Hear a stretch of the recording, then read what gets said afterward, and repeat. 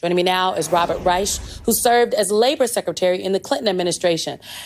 Secretary Reich, can I just play for you Senator Sanders, one of my former bosses, at Coachella this weekend? Take a listen. We have an economy today that is working very well for the billionaire class, but not for working families. We need you to help us to create an economy that works well for everybody, not just the 1%. I mean, Senator Sanders seems to be very right. They're cashing in on crypto while they're in the White House, meme coins. It's crazy. Well, it is crazy, but that is the way the economy is now organized, Simone. The people at the top are doing very, very well, notwithstanding all the craziness in the markets, the stock market, the bond markets. But people at the top still manage to do well. As you said, $1 billion earned by Donald Trump and his family in the crypto market.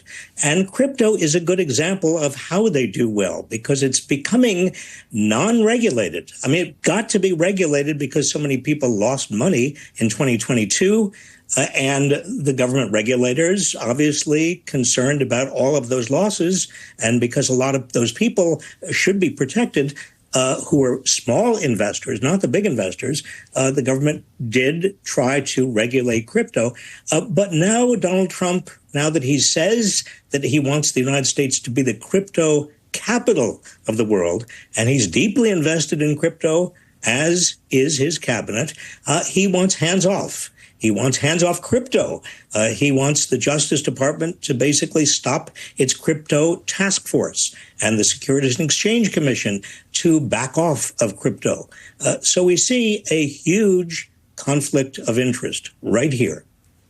I mean, to the point that you're making, the Securities and Exchange Commission has dropped more than a dozen cases against crypto firms. The Federal Deposit Insurance Corporation and the Office of the Comptroller, they pledged to stop evaluating banks on reputational risk, right? The Justice Department is doing Donald Trump's bidding, given his directive about the crypto. This to me feels like when Senator Sanders talks about the oligarchy, and we have the definition, because I always believe we need to tell people what the definition is. A government by the few, or a government in which a small group exercises control, especially for corrupt and selfish purposes. This feels like textbook oligarchy to me. This is textbook oligarchy, Simone. Louis Brandeis, the great jurist, said in the 1920s, America has a choice. We can either have great wealth in the hands of a few people, or we can have a democracy. But we can't have both. Now, he was saying that at the end of the first Gilded Age. We are now, by many people's estimation, in the second Gilded Age with huge inequality and a lot of very powerful people using their wealth to gain even more power and more wealth. And that is really what this is all about. This is what the oligarchy does.